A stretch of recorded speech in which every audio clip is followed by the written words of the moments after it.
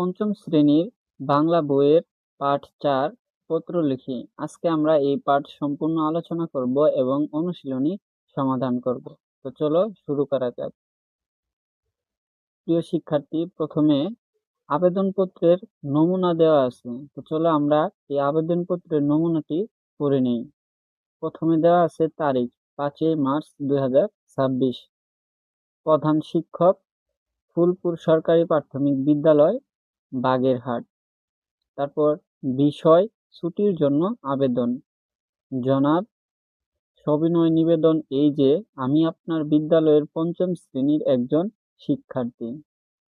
গত ৪ঠা মার্চ ২০২৬ শারীরিক অসুস্থতার কারণে আমি বিদ্যালয়ে উপস্থিত হতে পারিনি। উক্ত অনুপস্থিতির দিন ছুটি প্রদানের জন্য আবেদন জানাচ্ছি।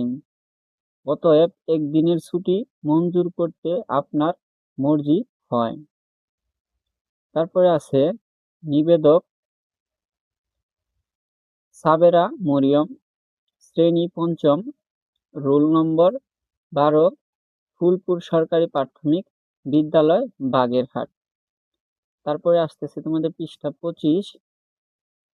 আবেদনপত্র। আবেদনপত্র হলো বিশেষ এক ধরনের চিঠি।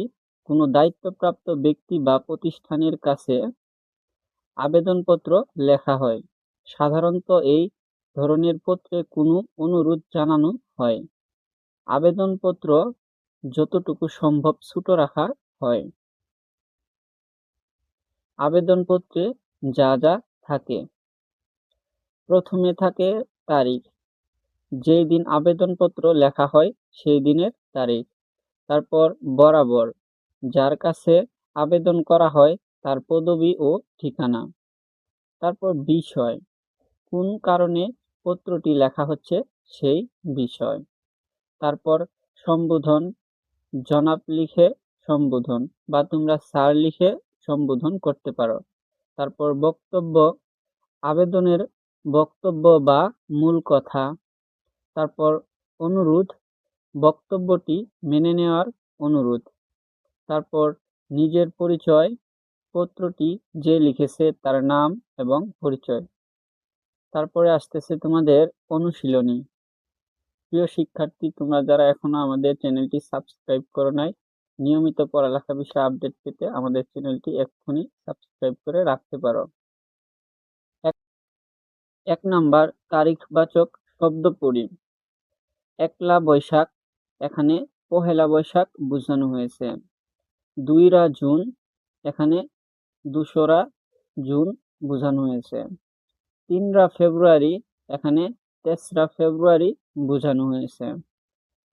৪ঠা আষাঢ়, এখানে ৪ঠা আষাঢ় বোঝানো হয়েছে। ৫ই মার্চ, এখানে ৫ মার্চ বোঝানো হয়েছে। তারপর ২১শে ফেব্রুয়ারি, এখানে ২১ ফেব্রুয়ারি বোঝানো হয়েছে। প্রিয় শিক্ষার্থী, তারপরে আসতেছে তোমাদের ২ নাম্বার আবেদনপত্রের বিভিন্ন ভাগের নাম লিখি।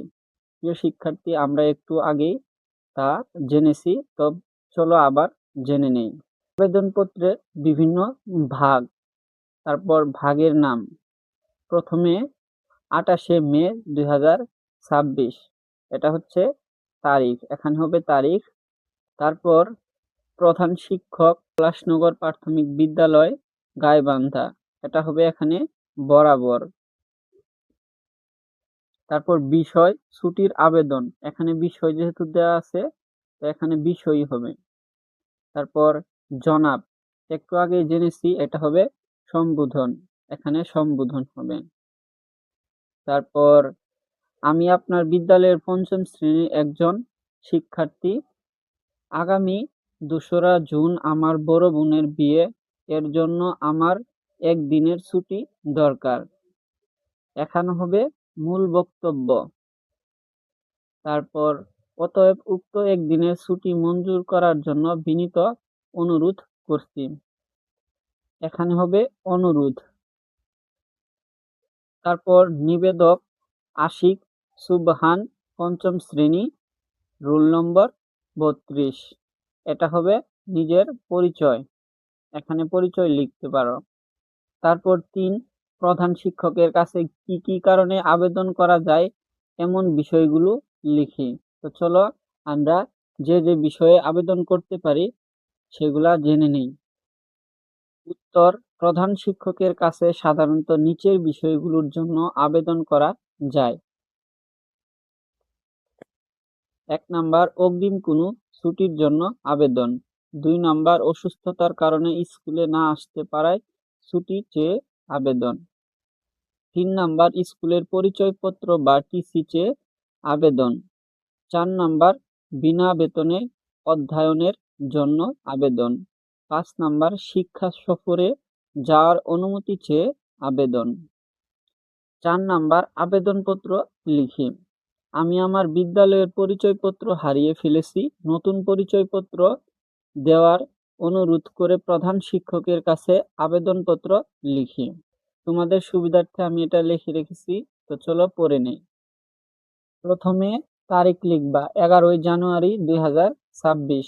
তারপর বরাবর প্রধান শিক্ষক। তারপর তোমার স্কুলের নাম লিখবা। তারপর তোমার জেলার নাম লিখবা। তারপর বিষয় নতুন পরিচয়পত্রের জন্য আবেদন।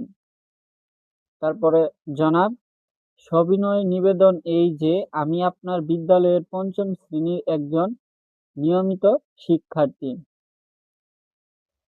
অত্যন্ত দুঃখের সাথে জানাচ্ছি যে বিদ্যালয় থেকে ফেরার পথে গত কয়েকদিন আগে আমার বর্তমান পরিচয়পত্রটি হারিয়ে গিয়েছে।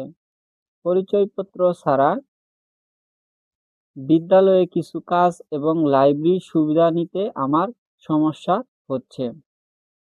অতএব বিনীত প্রার্থনা এই যে আমাকে পুনরায় একটি নতুন পরিচয়পত্র প্রদান করলে আমি বিশেষভাবে কৃতজ্ঞ থাকব। তারপর নিবেদক আপনার একান্ত অনুগত ছাত্র বা ছাত্রী। তারপর তোমার নাম লিখবা, তারপর শ্রেণী ৫ম, তারপর তোমার রোল নম্বর লিখবা। ৫ নাম্বার, চিঠি পড়ি। চিঠির ডান সাইডে থাকবে ঠিকানা এবং তারিখ, বাম পাশে প্রিয় তিথি। এখানে প্রিয় দ্বারা সম্বোধন করা হয়েছে। কেমন আছো?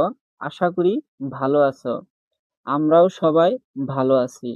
অনেকদিন তোমার সাথে কথা হয় না। সামনে গ্রীষ্মের ছুটি, স্কুল বন্ধ থাকবে। ছুটিতে আমাদের বাসায় বেড়াতে এসো। তখন সবাই একসাথে চিড়িয়াখানা, শিশু পার্ক সহ অনেক জায়গায় ঘুরে বেড়াবো। মেট্রো রেলেও চড়বো। খুব মজা হবে না? তারপর তোমাদের বাসার বড়দের আমার সালাম দিও আর ছোটদের আদর দিও। ইতি মিলি। তারপর ৬ নাম্বার, চিঠি লিখি। আমরা আমার বাবা মা ভাই বোন আত্মীয় স্বজন ও বন্ধুদের কাছে বিভিন্ন সময় চিঠি লিখে থাকি। চিঠিতে আমরা আমাদের মনের কথা লিখি। আমি আমার বাবা মা অথবা বন্ধুর কাছে একটি চিঠি লিখি। প্রিয় শিক্ষার্থী, উপরের চিঠি নিয়ে তোমরা আরেকটি চিঠি লিখতে পারো। যদি না পারো কমেন্টে বলে দাও, আমি পরবর্তী ভিডিওতে দেওয়ার চেষ্টা করব ইনশাআল্লাহ।